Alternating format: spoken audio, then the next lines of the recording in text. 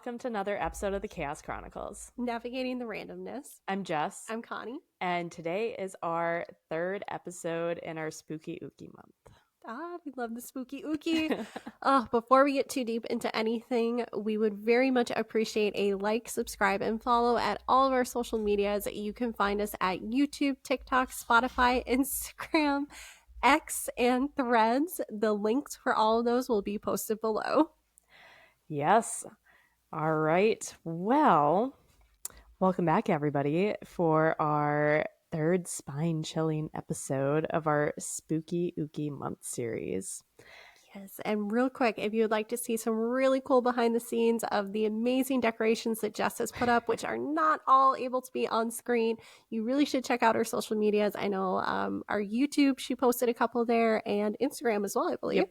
Yeah, you guys should check it out. It's pretty cool. And X. And X. We now have an X and a Threads. And a Threads. We said we weren't going to do it, but yet we're here. We're trying it out. Don't really know how to use it, but we have it. We have it. I'm just still trying to remind myself that X is Twitter. I know. It's so bizarre. It throws me off the changing the names. It's like no one calls Facebook Meta, but I know people are like, oh, it's Meta. And I'm like, it's Facebook. It's Facebook. It's Facebook. Yeah,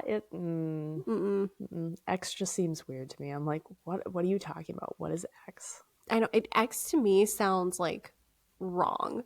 Yeah. Like X wrong or X inappropriate or X rating. Well, I mean, some of the stuff on there probably is, but like, didn't Ted Cruz like a porn star's post? I don't follow that stuff. I don't know. I vaguely remember that happening years ago in undergrad because my professor came in and was like, well, y'all seen the news about Ted Cruz? And everyone else is like, he's a Zodiac killer. He's like, no, what?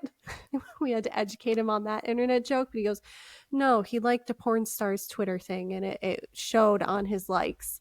And we're like, oh, okay. So I didn't see it. Who knows if that one is true? Someone on the internet tell me. Actually, don't. I don't want to know. I don't care to know about any of that. Thank you. Unless it's Zodiac Killer related. Yeah. There has been a potential update with that too. And if that turns out to be anything, we might be doing a part 2 to that. But we're definitely going to be waiting for more to come before we do anything about that. Yes. And if you saw any of the laughter there, I'm not laughing at Zodiac Killer. I'm laughing at the fact that Ruby is currently licking my leg. She has an obsession with licking legs. It's a problem. Honestly, she's probably just flossing her teeth on my leg hair. I grossed myself out as I said it. She's like, but there's a lickable leg over there. You have a lickable leg, Connie. I've never said that sentence in almost 28 years. Woo! Well, on that note, shall we get back to our story for Let's get today? back to Spooky Ookie. All right. So, where am I?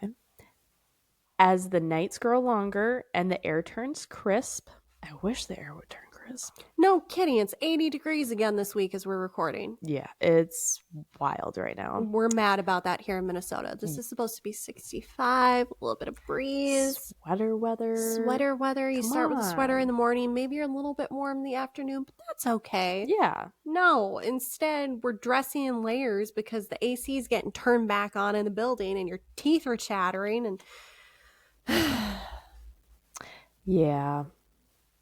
So today we are going to be diving deeper and we're going to be doing an episode on haunted dolls. ooh. So we are going to be exploring 4 unsettling tales of dolls that are more than just innocent toys. These stories are that of legends and folklore, where each doll holds a dark and sinister presence. From the malevolent Annabelle, locked away in a glass case, to Robert, who seems to follow you with his eyes, we'll unravel the mysteries behind these haunted artifacts, and we'll journey to the island of dolls, where decaying figures dangle from trees, and encounter Mandy, a doll with a chilling past of its own. I've heard of the Island of Dolls, and I've seen a video of someone going there to spelunk. No, It's creepy. It's really it's creepy. creepy. And the weird thing is, I don't find dolls that creepy I most of the time. do. Yeah, but see, I grew up with those little porcelain dolls like all over the shelves in my room because those were gifted to me all the time. So like it wasn't weird to me. But the Island of Dolls, if you haven't seen a video or pictures of that place, you should check it out because Mhm. it's just straight creepy. And we'll have a picture, at least one picture of each of these dolls. I mean, obviously, the Island of Dolls, there's multiple dolls. Yeah, it's I don't even know if Um, there's an official count of how many dolls are on I that don't, thing. not that I could find. And it's not a big island, but it is No, packed full with dolls. yes. But so we'll definitely be posting at least one of each of the stories on our social media. Probably most of the platforms, obviously not Spotify, but like where I can post pictures to, we'll post pictures to. Sorry, Spotify listeners. I know there's a few that We know that there's a few of you that we know just that there's a are few of you out there. Spotify only. We appreciate you. Yeah. Thank you. Check out our YouTube spot. Nope. Check out our YouTube, TikTok, or Instagram, or where else Or we can X put or it. Threads. Or X or Threads. I had a rhythm, and then we added more social media, and now we're not saying that one. And Mhm. It's going to take a minute. it's going to take a minute. Yep. All right. So, starting off with the Island of Dolls. That's going to be our first one. So, the Island of Dolls, and I'm going to apologize in advance. I don't know why I thought I could say this. Um, Isla Manacas. Um, that's Isla Manacas? Manacas. Manacas? How do you spell it?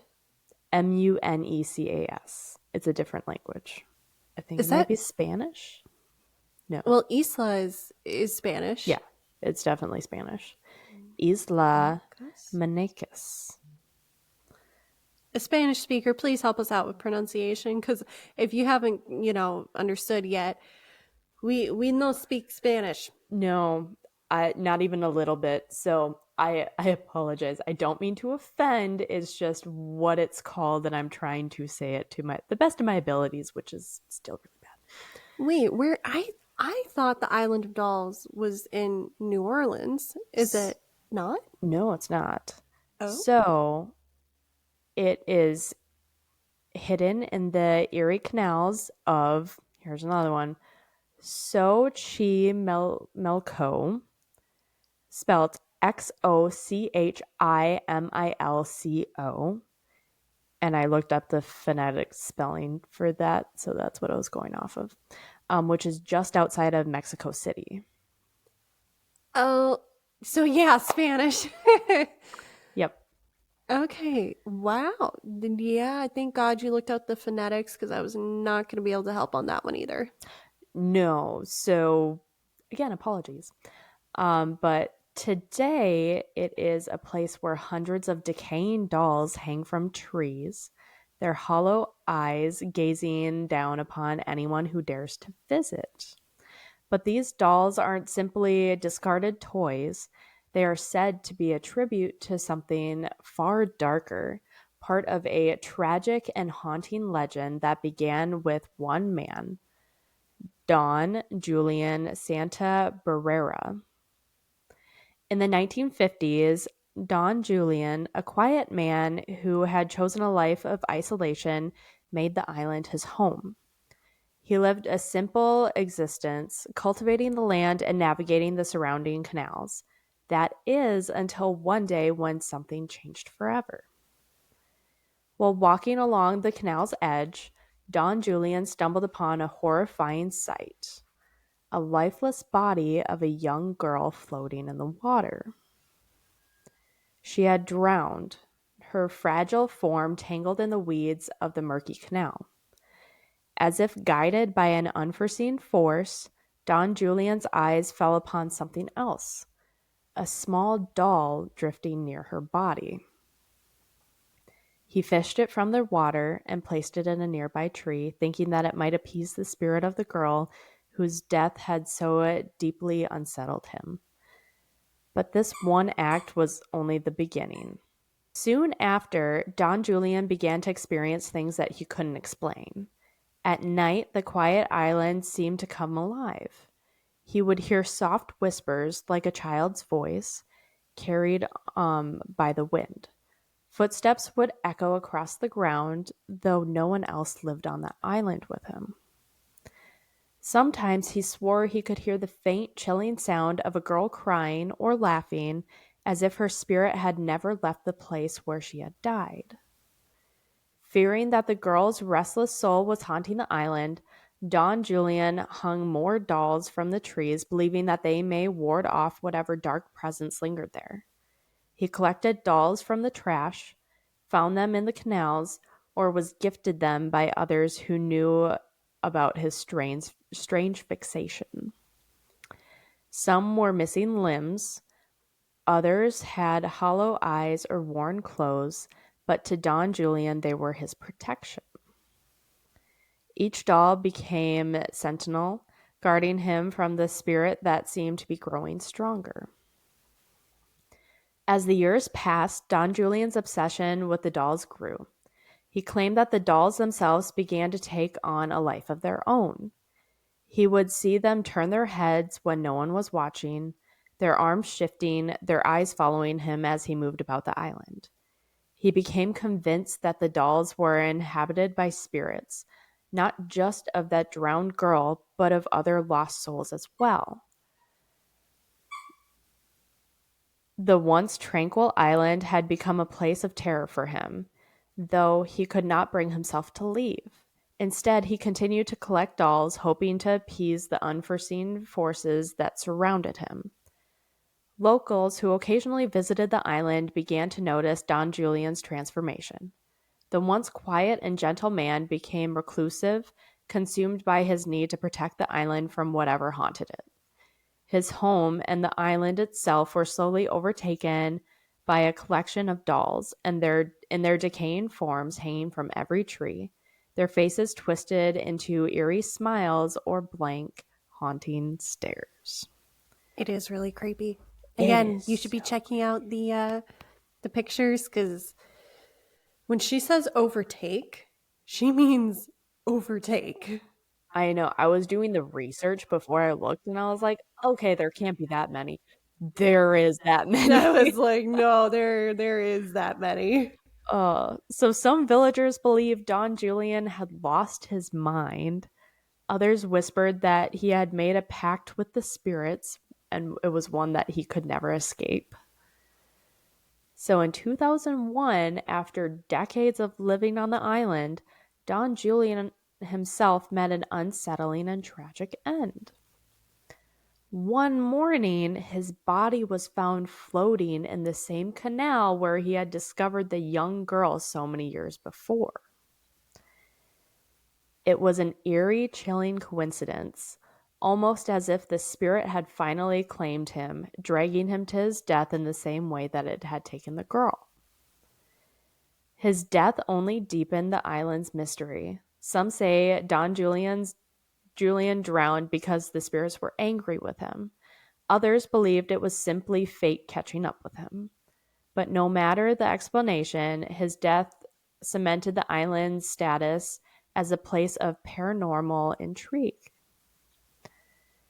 So after Julian's death, Isla Manicus became a popular destination for those intrigued by the island and the supernatural. Visitors continue to bring dolls to the island, which added to the collection that now stretches into the hundreds. Well beyond hundreds if you I look was at the gonna picture. say. Some come out of curiosity, some others come to pay their respects. Many report feeling watched as they walk through the island or hearing whispers in the wind. Some even claim to have seen the dolls moved, just as Don Julian had described so many years ago. Whether haunted by spirits or simply the imagination running wild, the island of the dolls stands as a testament to one man's obsession and the chilling legends of the girl whose death changed everything. Even now, the dolls hanging silently in the trees, their decaying bodies, are a reminder of the tragedy that still lingers there. And as the sun sets over the canals, casting long shadows across the island, one can't help but wonder, are the dolls watching or is it something else entirely? Well, screw that. Also, I don't know if you came across this in your research. What did Don Julian do with the body of the little girl? I don't know. Like, was she buried? Did he just leave her there? Because if he just left her there, I couldn't find that. that's where I'm I like, don't know. mm, mm, It and no gracias. this is also legend and folklore. We don't know if any of this is true. This is just Don Julian probably did live there, and yeah, there are he did dolls live there. there. Yes. You know, Those are the facts. Everything else is folklore. exactly. What the? Yeah, so you know how I said dolls don't creep me out? I had less than This one will 10. give you nightmares. See, no, Yeah. no. That one for sure is going to be posted because it's really creepy. Yeah, no, that one looks like baby is launching herself to take your soul. I know. It's mm-mm. Mm-mm. Mm-mm. Mm-mm. No, see, that is an island. I would just not. I'm good. I'm good. I would rather go almost anywhere. Do Almost not go there, anywhere else. mountains. Do not go there, mountains. Not messing with that one. For those who have been with us a while, hi, thank you. Or for those who have binged our channel, thank you. Do you remember Do Not Go There, Mountains? Know what episode it's from? Let us know in the comments below. Give you a hint. It's ugly. Whew. It's so ugly. And it's rough. Russian. Russian. I can do an offensive Russian accent, but I can't speak Russian. Actually, it's pretty easy to make any accent offensive. Me attempting any accent. Yeah. Intentional or unintentional. Yeah, even if I was trying my best, it'd still be really bad. I feel that was me in Italian class. I'd be like, I feel like I'm a caricature right now, but I'm also Italian American, so screw it. It's fine. I can make fun of myself. Well, have you heard of the story of the doll Mandy? No, but why does that feel like a fitting name for a haunted doll? But also, it's either the nicest woman you've ever met or the craziest psycho. I've met very kind Mm-hmm. Mandys. I've met some really nice Mandys. There's some really nice ones. I've also met ones where I'm like, wow, how are you not in a straitjacket? Like, there really has not been an in between. Right. Well, this is a doll. Good. Named So, Mandy. straitjacket sounding. Okay. Uh-huh. Oh, no. Oh, at the end, I might have you rate 1 through 4, least creepy to most creepy. Well, Island of Dolls is kind of sitting there at number 1 thus far. Well, I don't think it's my most creepy by far on here, so Oh, goody. buckle in, guys. So, deep in the heart of British Columbia, at the Questenall and District Museum, there sits a doll unlike any other. Her name is Mandy. She has a cracked porcelain face, wide glass eyes that seem to follow your every move, and an unsettling aura that has left visitors unnerved for decades. But it isn't just her appearance that makes Mandy infamous. No, this doll is haunted, and the stories surrounding her are as chilling as the coldest winter night. In 1991, a woman brought Mandy to the museum, wrapped carefully in old blankets, as though the doll itself were dangerous. Her hands shook as she handed over the doll, her eyes filled with fear. The woman had owned Mandy for years, but something had changed. At night, she would hear the sound of a baby crying. It would be faint at first, but it would grow louder and louder, the weeping seeming to come from her basement. Every time she went downstairs to investigate, the crying would stop and the basement was empty. She went down to investigate? Mm-hmm. I wouldn't. I wouldn't. I would call you and be like, yo, get your husband's phone, call a priest, have him meet me here. I'm not going down there on my own. I'll call the cops. I'll call everybody. This is why I have cameras in my house. Because when there is a sound, I have a camera on each level, each floor. So that way, if I hear something, I can make sure that it's not someone breaking in. And if it's not, I just tell myself I heard nothing and go back to sleep.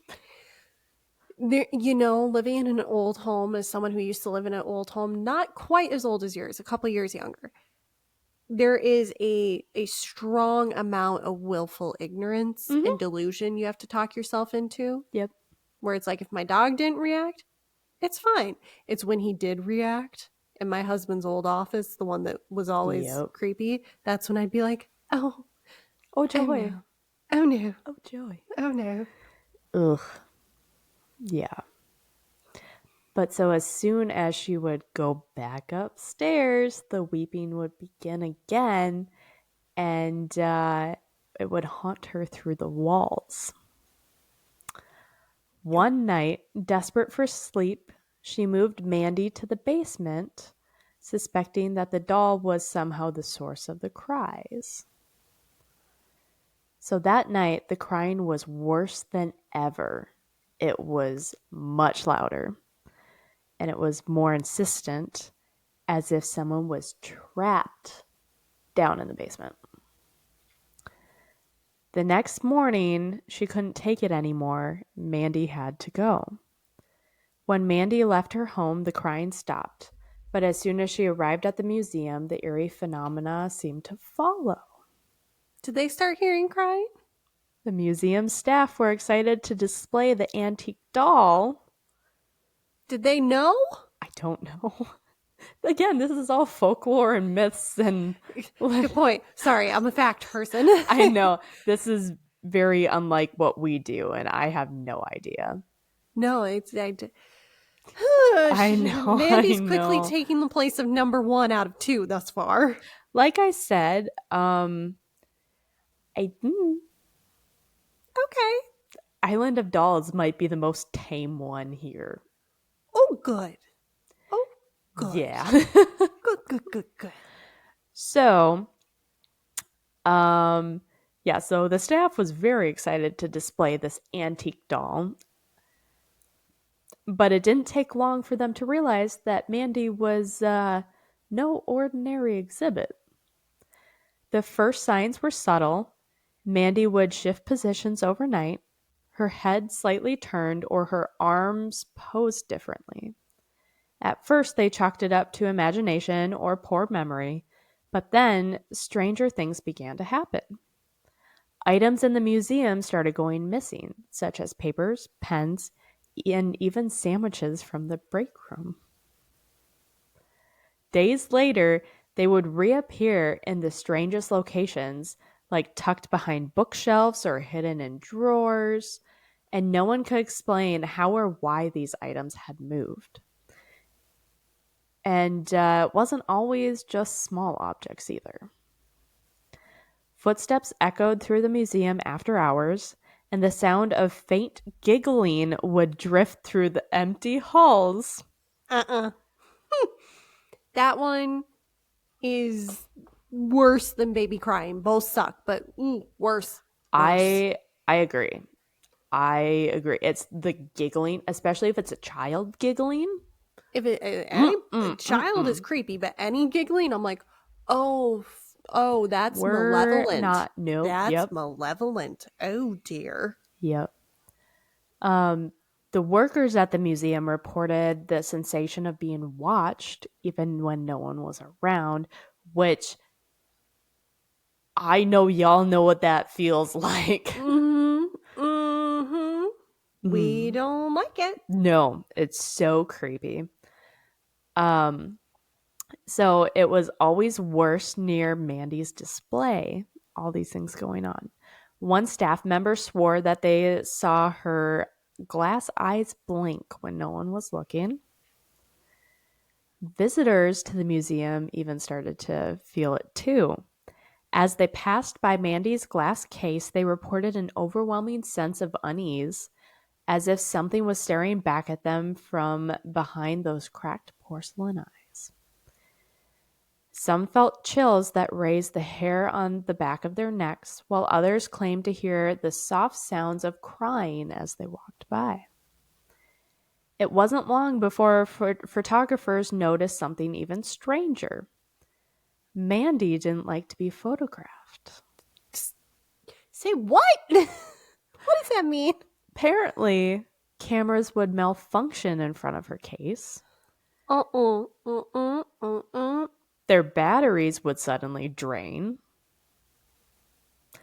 And apparently, and this again is legend because I could not find a single picture that had this, but it says that photos of Mandy contain strange anomalies, blurs, shadows, or glowing orbs that seem to hover just above the doll. I searched for so long and I couldn't find anything. So if you guys have pictures, send it to us because I want to see this. Jess wants to see this. I don't want to see this. And then on more than one occasion, visitors would report seeing Mandy's lips parted slightly in the photo as though she were about to speak. And I'll show, don't worry, I'll show you a photo of Mandy at the end of this. I was going to say, I'm envisioning what Mandy looks like. Mm-hmm. But the most unsettling claim came from a museum employee who had been working late one night. Alone in the quiet halls, they heard a faint rustle of fabric like a dress swaying in the breeze. When they turned the corner, they swore that they saw Mandy's cracked face smiling at them from inside her glass, though they had left her expression blank. Terrified, the employee left the museum and refused to return. Same. Yeah. Also, when I was thinking he's working late because he's a museum guard. You know, he's working late because he's a singer. Well, he's working late because no, he's not anymore because screw that. He out of there. He is the smartest man in all of our stories ever. Smart man right there. Yeah, left and didn't come back. That is my thing. If I see one thing heebie-jeebie-ish, I'm gone.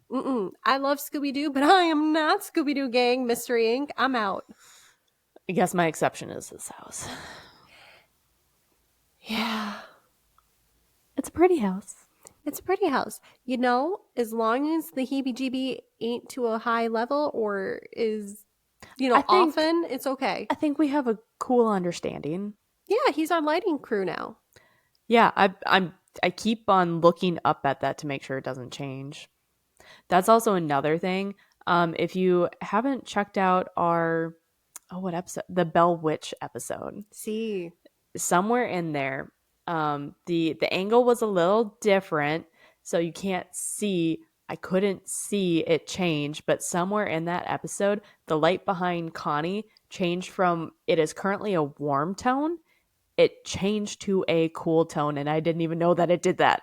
Yeah, and we didn't touch nothing, so it just did it on its own.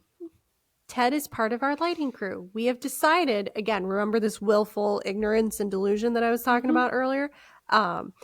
We decided that Ted just thought that the other lighting would be better, so he changed it for us because he is a collaborative team member. Yeah, he likes to change the lights in this room. Only this room. Anyway, should we get back to Mandy? Yeah, because now I'm going to feel like something's over my shoulder the whole time. Again, why are we doing these episodes in my house? Unfortunately, it's how the scheduling worked. But yeah, this might be the most masochistic thing we've ever done. We're just asking for it. Ted, please don't. I'm gonna memorize the Lord's Prayer and all the exorcisms.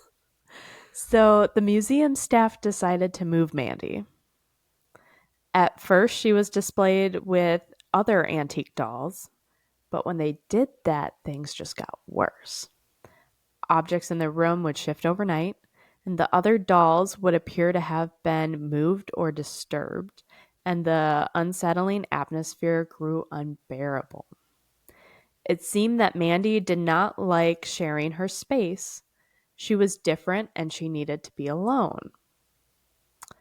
Now, Mandy sits in her own display case, separated from the others.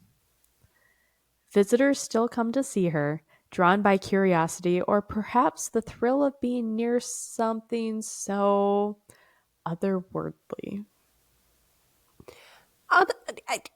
That's the word that AI came up with. I think they meant otherworldly. Okay, that's what I thought too. Yeah, otherworldly, but also, like, if I want to see something otherworldly, I will go find a holy relic of any type of holy. Like, Yeah. I would go see that. I'm not looking for haunted juju. No. So visitors will bring gifts, small toys, or other dolls, hoping to appease whatever spirit lingers within Mandy.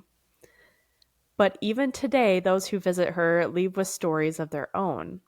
Some say that they hear whispering near her case. Others claim that they saw her eyes move. And there are those who leave shaken, unable to explain the cold, clammy feeling they experience when standing in her presence. No one truly knows why Mandy is the way she is. Some say she's a child spirit trapped inside, angry and restless. Others believe Mandy is a vessel for something far darker, something that feeds on the fear of those who dare to get too close. But one thing is for certain, Mandy is not just a doll, she is something more, something waiting. And if you're brave enough to stand before her, just be careful, don't blink. You never know what she might do when no one's looking.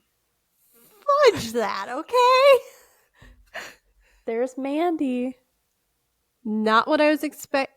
Mandy looks a little I've had dolls similar to Mandy. Uh-huh. I had a feeling that you might. Am I just ruining your childhood right now, Connie? See, the weird thing is, I am praying that this is what's happening. Is like, I'm one of those people where just like supernatural stuff hopefully loses their power around me. And so, like, that's why I can be around dolls. And I'm like, no, it's usually very comforting. Like, I tend to Okay. like dolls. Even the ones that have the eyes that change when you move the head. Tend to was the operative word there. Tend to. Might change. If I saw Mandy, I'd probably be like, "Aw, fudge that too." I'm trying to be better about the swearing, but can you tell that there's a different word I want to say?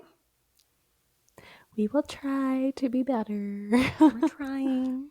All right, so on to Robert. Have you heard of Robert? I have not, but after Mandy, I'm a little worried here. So Robert, also known as the doll who's always watching. In the coastal town of Key West, Florida, Of course, Florida. Sorry. there's an eerie figure that has terrified locals and visitors for over a century. His name is Robert. But Robert isn't just any doll. He is something far darker, something that has left a trail of misfortune and fear wherever he goes. Sitting behind glass in Fort East Martello Museum, Robert the doll watches and waits. Waits for what? An opportunity. Oh, well, I am not equal opportunity then because I'm not giving him one. So, this all began in the early 1900s when a boy named Robert Eugene Otto, known as Gene, was given a doll. The story goes that Gene's family had a servant possibly from Haiti or the Bahamas, supposedly, who dabbled in the dark arts. This is never a good start to anything. If you have someone from the Caribbean or whatnot, and they're like, I know a couple things. No. Sometimes they might know a really good place to get drinks or food or smoking of some sort. Then there's this. There's this. So, out of resentment or revenge, she gifted Jean the doll, placing a curse upon it before she left the family's service. I'm not condoning, but probably indentured servitude at best, slavery most likely. I get it. Not great. Yeah, no. Bad time for all that. Bad time. So, from the moment Robert arrived in Jean's life, things took a sinister turn. The doll stood almost 3 feet tall, dressed in a sailor suit that once belonged to Jean himself, with black button eyes and a smile that seemed to change depending on the light. Jean adored the doll and gave it his own name and treated it as though it were a living companion. But it wasn't long before the strange occurrences began. Jean's parents often heard their son talking to the doll late at night, his voice low and soft. But what truly frightened them was the other voice that they heard. Deep, unsettling, and not belonging to their child. Oh no. No. Oh, Shites McGee, what if we run into that with our children? They pick up a haunted doll. They're getting therapy and a priest.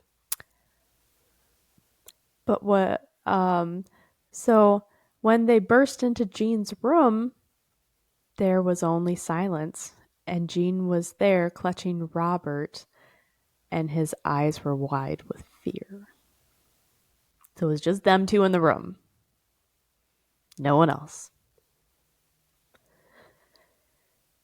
Whenever something went wrong in the house, broken toys, shattered vases, upturned furniture, Jean only had one explanation. Robert did it. You know, any other time hearing that from a kid, I'd be like, okay, sure. But hearing the other voice, that's where I'd be like, okay, sure, let's get that thing the hell out of here. Who likes fire? Who wants to learn how to make a fire? Yeah, yeah, I'd be like, you gonna learn some chemistry today. Holy Ooh. Fire. A little bit of a Latin lesson too. So neighbors whispered of seeing the doll's small face appear at the windows when the family wasn't home. Its dark eyes would peer outside at passerbys. Servants in the Otto household reported hearing footsteps when no one was there and the eerie sound of giggling echoing through empty rooms. As the chaos around Robert grew, Jean's parents could no longer bear to keep the doll close. They locked him away in the attic, hoping to trap whatever malevolent force resided within him. But Robert was far from done. Why the attic? Like, I'm sorry, if you got some weird malevolent juju. I'm getting rid of it. I'm not gonna go, you know what's a good place for this? The attic. Mm-hmm. No, I'd be like, good place for this is hell. The dumpster. House of my enemy. I like that one. Do I have an enemy? I don't think so. I don't think taxes. Yes. Yeah, I'm just like, I got dolls under my bed right now because that's where they're being stored. Dear God. Then I got Big Dolly, who's 3 feet. I'm sorry. She 3 feet? No, she's probably 3 feet. No, she and I are chill. Okay. We won't be chill, but she definitely did used to wear some of my old clothes. Don't bring the spirit of Robert back. Robert, if you take my big dolly, I swear to God, you're going to catch some hands. I will get iron, what are they called? Fisticuffs. No. What are they called? The little. I know what you're talking about. I don't know what they're called.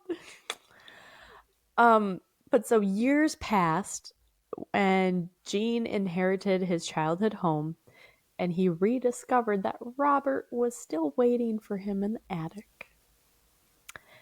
Despite his wife Annie's protests, Gene brought the doll back down, even giving Robert his own room, complete with a chair by the window where he could sit and watch the outside world. I don't know why. Okay, so like, here's the thing. I got love for several of my dolls from childhood. You're not making rooms for them? No, can't say that I am. Maybe if I bizarre. had a house with like 19 rooms and I, could spare one, sure, maybe, but like, You don't want to turn your guest room into your doll's room? no, I think I'm good. Oh. And also, the other lesson we should take away from this is in every story we've heard and that you've heard, when the wife says, no, don't bring home the person, the whatever, the blah, blah, blah, you know what happens? Scheitza happens, okay? Listen to your wife. Our husbands, listen to your wives. They're not watching. Yeah, good point. They have to hear enough of us every day, any day. Yeah. They don't need to hear us blabbing on about whatever. So Gene's behavior became increasingly bizarre, as though the doll had regained its hold on him. He would speak to Robert as if they were old friends, and whenever something went wrong, Gene once again blamed the doll. Real quick, can you imagine that? Something gets messed up in the house. You go to talk to your husband, and he's like, oh yeah, it's the doll. As the wife, I'd be like, are we joking? Am I missing the humor here? Am I too thick to get that? Oh no, we serious? Ooh, who the did I marry? Yeah. So Anne or Annie, I'm not sure, grew fearful, his wife. Yeah. I would too. She would hear whisperings coming from Robert's room late at night. Objects would move without explanation. Doors would slam on their own, and visitors to the home claimed that they felt an oppressive energy, as if something or someone was always watching. The tension between Gene and Anne grew as his obsession with Robert deepened, and the doll's presence seemed to suffocate the house. Gene passed away in 1974, but even death didn't free the house from Robert's grip. Then, Wait, 74. When did they have the house? well, all we know is that Gene was gifted Robert in the early 1900s. Okay, sorry.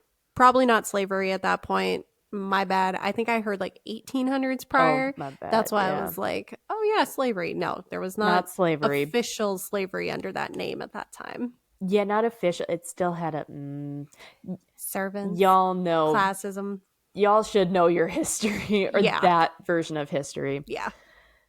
The new owners could hear footsteps in the hallways, whispers behind closed doors, and they found Robert seated at the window as if waiting for Gene to come home. Unable to cope with the growing unease, they donated Robert to the Fort East Matarlo Museum, thinking that they were leaving the terror behind them. But Robert's story didn't end there. At the museum, Robert sits in a glass case, but his dark influence is far from contained. Visitors who mock him or take his photo without permission find themselves cursed by a string of misfortunes. Without permission? Sorry, who's giving permission?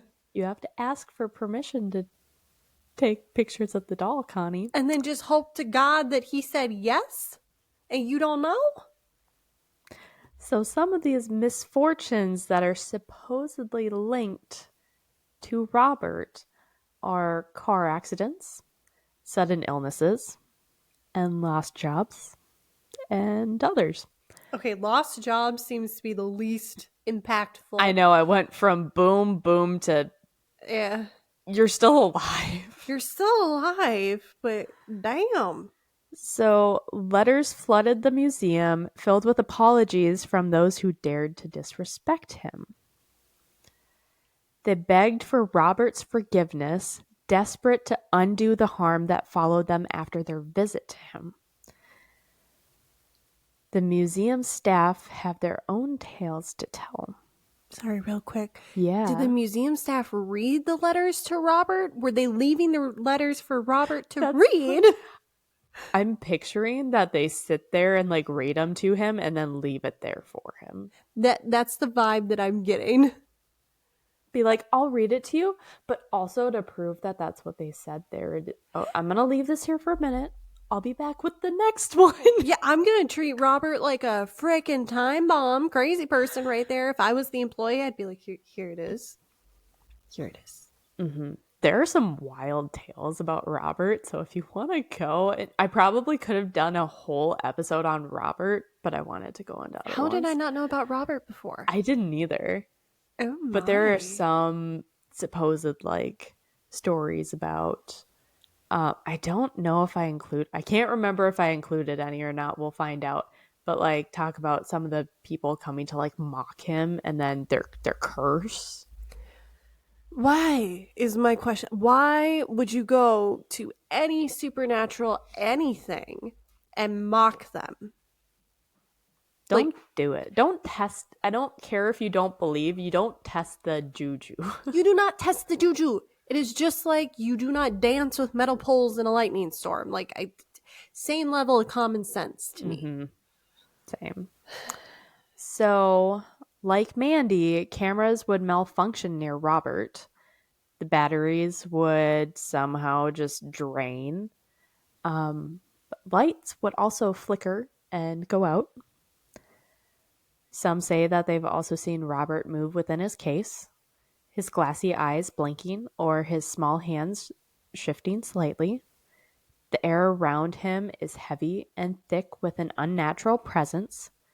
Visitors report an overwhelming sense of dread as though something sinister is lurking just beyond the edge of sight. One staff member claims that they heard the faint sound of footsteps creeping closer and closer. When they turned, they swore that they saw Robert's head tilt ever so slightly, as if he was just watching and waiting. You can watch my ass run out the door. I will be at Mach speed Jesus doing that. It's going to be you Asian bolt who? I'm fastest. So no one knows exactly what haunts this doll. Some believe that it's a spirit of a child trapped inside, while others insist that it's something more evil or a curse that just refuses to fade. And there is a warning on like all these things. If you ever want to go visit him, be careful. Always ask for his permission to take a photo and never, ever mock him because Robert doesn't forget. And the last thing you want is to be the next one writing a letter begging him to lift the curse that you didn't believe in until it was too late. That's either the greatest marketing gimmick or it's the truth, and I'm not taking the. Oh, honey McGee, how did you not know that was cursed? The little dog does not help. The crossed legs do not help. Yeah, I can see why Annie was like, honey, we're having issues in our marriage. Uh-huh. I But yeah, so that's Robert. Okay, well, I'm trying to decide which one's creepier thus far, Robert or Mandy. Well, we're not done. We have one more. But I'm sure you know about this one, just like I'm sure most of you know about this one, which is why I'm kind of ending it kind of on a where Annabelle's still creepy, but like we're easing our way down because Annabelle is still more well known in my opinion. Yes. So Deep in the heart of Connecticut, locked inside a glass case within the Warrens Museum, sits a doll that has chilled the bones of anyone who's come too close. Her name is Annabelle, and her innocent appearance, a simply Raggedy Ann doll, hides something far more sinister. Okay, let me amend my previous statement about dolls not being creepy. I have never been able to like fall in love with Raggedy Ann dolls. I had one, and I loved it. Why am I actually not surprised? I loved it. I had Raggedy Ann and Andy books. I Hmm. think I had a blanket of Raggedy Ann, and I had several Raggedy Ann and Andy things. I remember that, and I loved them with my whole heart. I just never And connected on them. there is no way my mother knew that this was a thing. Oh, your mother? No. If she had known that there was even some semblance of connection, you never would have gotten to see any of that. Actually, I'm fairly certain one day all of them just disappeared, so maybe that's why. I could see your mom being like, oh no, it's the devil, take it away. Honestly, but just imagine if you're a parent and you give your child a toy and then something is supposedly possessed and you find out and you're like, I can't I can't unknow, I can't unsee things. I got to get rid of it. See, that's the real curse. Is sometimes you learn something that you didn't want to learn, Hmm. whether it's creepy, scary, or, working with the general public, you learn Yeah. stuff. So, those who know the story of Annabelle know that she's not just a doll. Annabelle is a conduit for evil, an object cursed by a malevolent force a force far darker than anyone could have imagined. It all began innocently. It always does. In the early 1970s, a nursing student named Donna received Annabelle as a gift from her mother. It seemed like a sweet gesture, just an ordinary red-haired Raggedy Ann doll with wide, friendly eyes. Donna lived with her roommate Angie, and the two young women thought nothing of it at first, placing Annabelle on the couch as a simple decoration. But not long after, things started to get strange. It was subtle at first. The doll would shift positions on its own. They'd leave Annabelle in one place, only to find her in another. Donna would place her on the bed before heading out to class, only to return home and find the doll sitting on the couch. They began to feel like something was wrong, but they couldn't quite explain what. Then notes started to appear. Oh, honey can write? Donna and Angie began finding small pieces of parchment paper scattered throughout the apartment, messages scribbled in childish handwriting, quote, help us, Nah. or, quote, help Lou, end quote. LOU? LOU, yep, which we'll get into in a second. So neither Donna nor Angie owned any parchment paper, and neither had left the notes. The words seemed to be cries for help from something they couldn't see, but they had no idea what. Now, Lou was a friend of the two roommates, and he had always been uneasy about the doll. He felt a strange sense of dread whenever he was near it. But Donna and Angie, while disturbed by the doll's movements and the notes, thought that maybe it was the spirit of a child trying to communicate with them. Oh, that's optimistic. That was their first mistake. Yeah. So, desperate for answers, Donna contacted a medium. And during a seance, the medium claimed to have contacted the spirit of a young girl named Annabelle Higgins. This girl had died on the property years before, and her spirit was now trapped, lonely, and afraid. She had attached herself to the doll because she wanted to stay close to the people who lived there. Moved by the story of the lost child, Donna and Angie decided to keep Annabelle.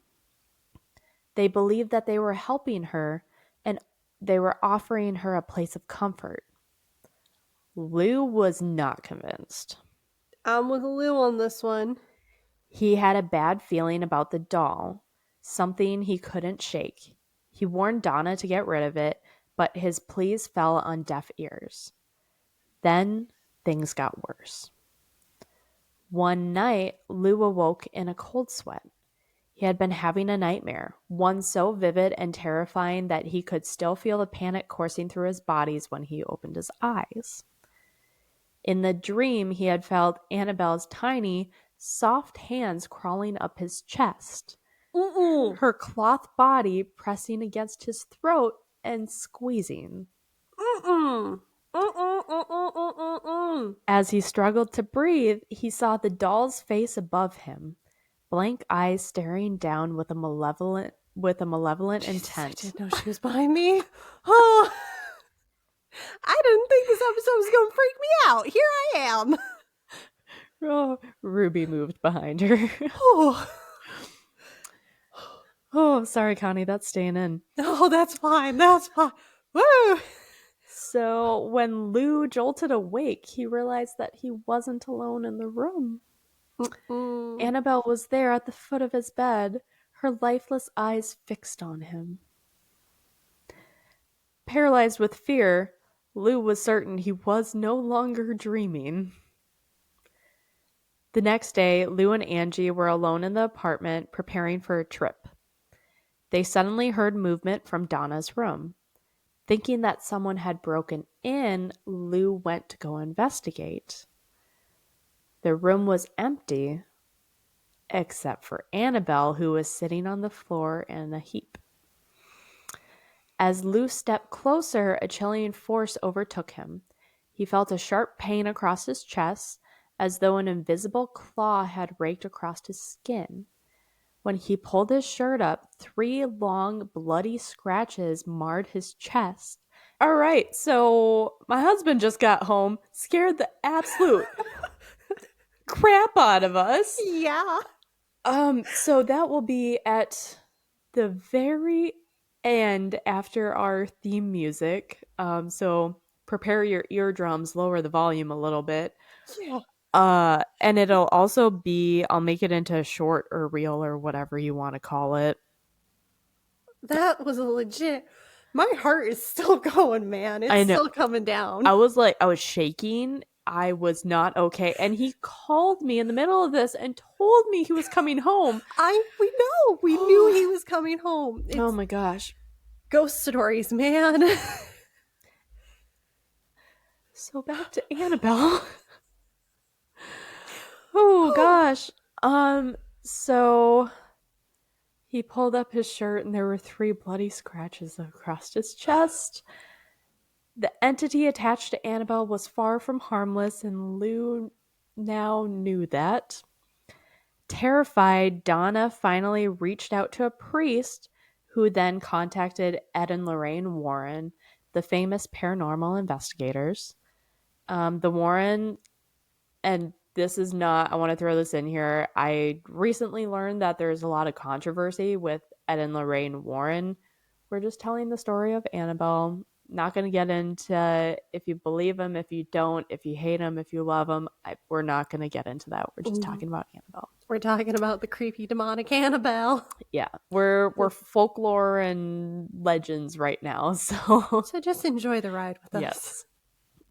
The ride of adrenaline crashing right now, Jesus Christ. I know, we're awake now. We're wide awake. So the Warrens arrived at the apartment. Lorraine immediately sensed the dark presence surrounding the doll.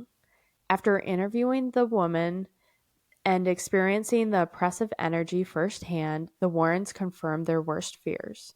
Annabelle was not possessed by the spirit of a young girl. Instead, it was a demonic entity masquerading as the innocent child, which was a trick to gain the trust of Donna and Angie. The doll itself wasn't haunted. It was being used as a conduit by something much darker. The goal was clear. The demon sought to possess one of the occupants, and it was using the doll to gain a foothold in their lives. Oh, hell no. The Warrens explained that the doll was a means for the demon to manipulate them, and if they hadn't intervened, something far worse would have happened. Ed and Lorraine called in a priest to perform an exorcism on the apartment, cleansing the space of the entity's presence, but Annabelle remained a danger. The Warrens took the doll with them, locked her inside a specially constructed glass case in their museum where she remains to this day. Above her case is a sign that warns, quote, positively do not open, end quote. I mean, I'm not going to be opening that. No, if I see anything labeled positively do not open, I will be like, I'm not opening. Do not open. Maybe. But, positively do not open? Oh no, that's emphasis. And I will receive and perceive that emphasis and not touch it. Absolutely.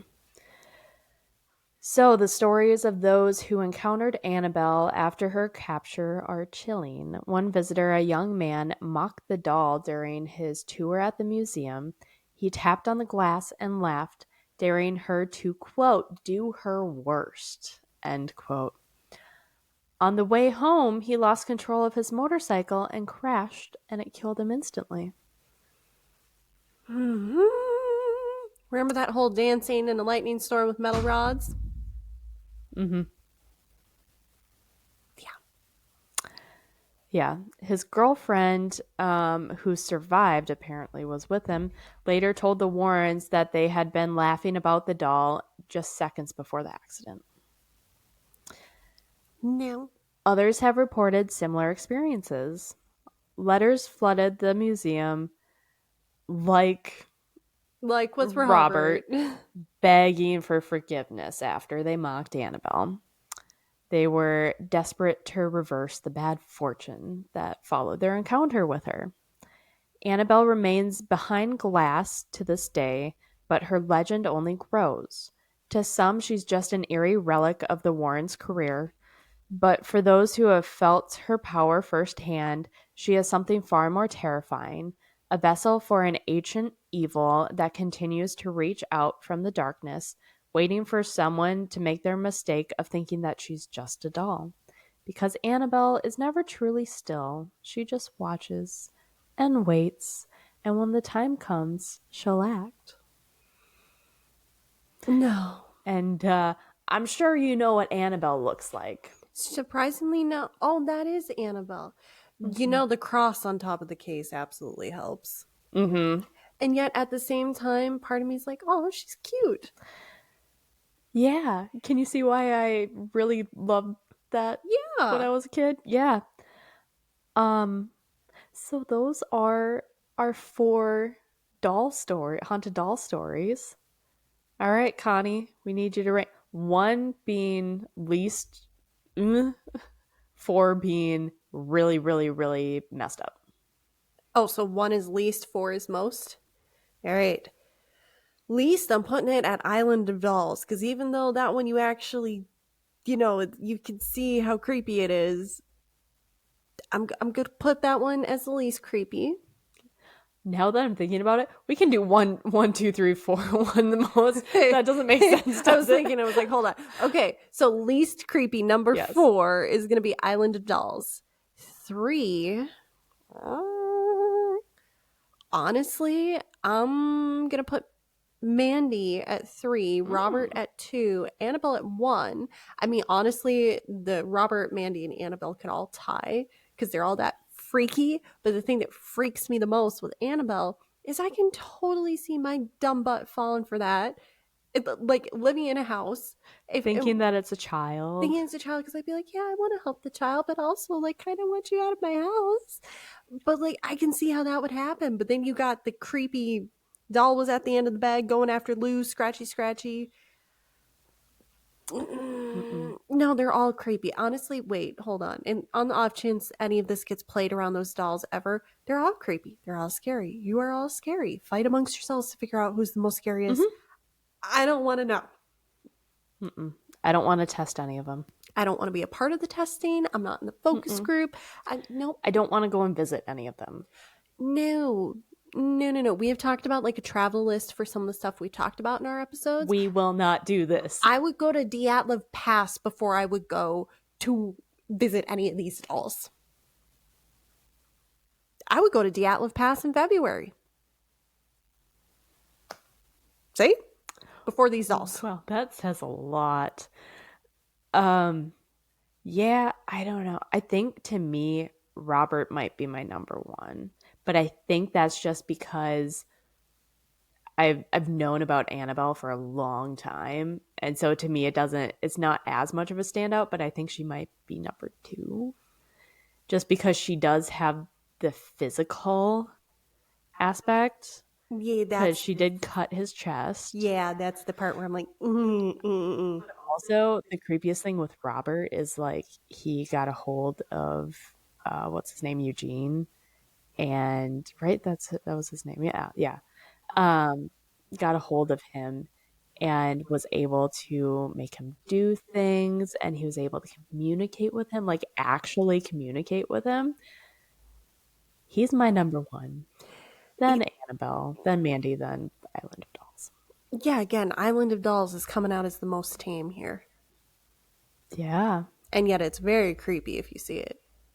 Yeah. I think it was a BuzzFeed Unsolved episode that I watched where they went there. I think they did do something Yeah, like and that. they went there at night. No, I wouldn't go there in the middle of the day. Well, I know. I think was it Shane and Ryan, I think, are the two guys. And I think Shane is the one who's like, do your worst, ghost. He's the lightning storm with the rods. Gosh, what is wrong with you? He doesn't believe in any of that. I don't. And then Ryan's the ones, he's having our reaction like, I'm not with him. I'm not with him. That's him. That's him. Yeah, but Shane's just like, woo, spooky, isn't it? And I'm not a Shane. I'm not a Shane in that regard. No. But yeah, so let us know what is your ranking. Number 1 through 4. 1 is number 1. 4 is least scary, even though these are all terrifying. I would not want to encounter any of them. No. Yeah, that's the end of that sentence. This is not on the trip. Nope. So far off of the trip list. Yeah. It's on the do not go there no matter what. The positively do not go there list. Yes. Yeah. Yeah, so that's all I got for this week. Any last comments, Connie? Jesus Christ, I'm not going to sleep tonight. No. I gotta get myself distracted by something. I don't know what. Something. I'll put on like PBS, see if Zeus wants to watch some Curious George. Yeah.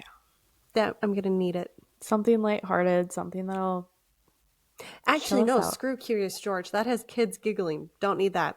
Don't need it. Don't need it. Disney movie? Disney movie. Barbie movie. Barbie movie. I still do not have a DVD player, and yet I have a DVD of all of the arguably good Darby BBs. Barbie movie. We're talking about dolls, Connie. Son of a but does Barbie count? Not the movies. I think we're good. I think we're good. We're Gucci. Yeah. On that note, thanks for sticking around to the end. I'll put our freaked out jump scare after the music. But make sure that you're following us on all of our social medias. We are on YouTube, Spotify, TikTok, Instagram, Threads, and X. Yeah, I got them. And those will all be linked down below because I'm not going to rattle off every single one for you. So go check those out below. Yeah. Well, we will see you guys next time. And good luck getting a good night's sleep because we ain't. No. Nope.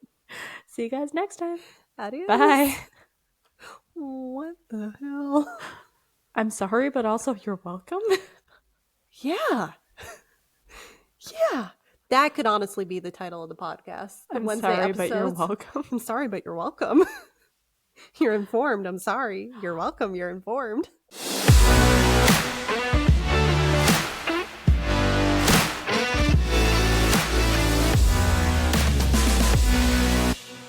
The entity attached to Annabelle was far from harmless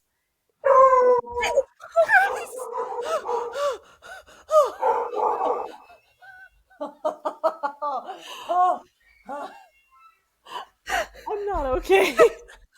Hi, Mitch. Or Annabelle.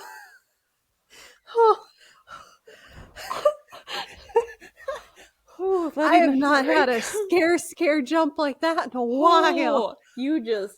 Oh. Oh, hi. Like I was expecting you to come home, but we're talking about Annabelle right now. Oh, and the Oh, Ruby howl and the jump on top of that. whew. Ooh. I'm literally, my hand is shaking a little bit. Oh Oh. gosh. Oh. God damn, I'm not tired anymore. I'm awake. I'm I'm awake. awake. Alright, I'll go shower quick. Trent said if it was a few hours ago, it'd be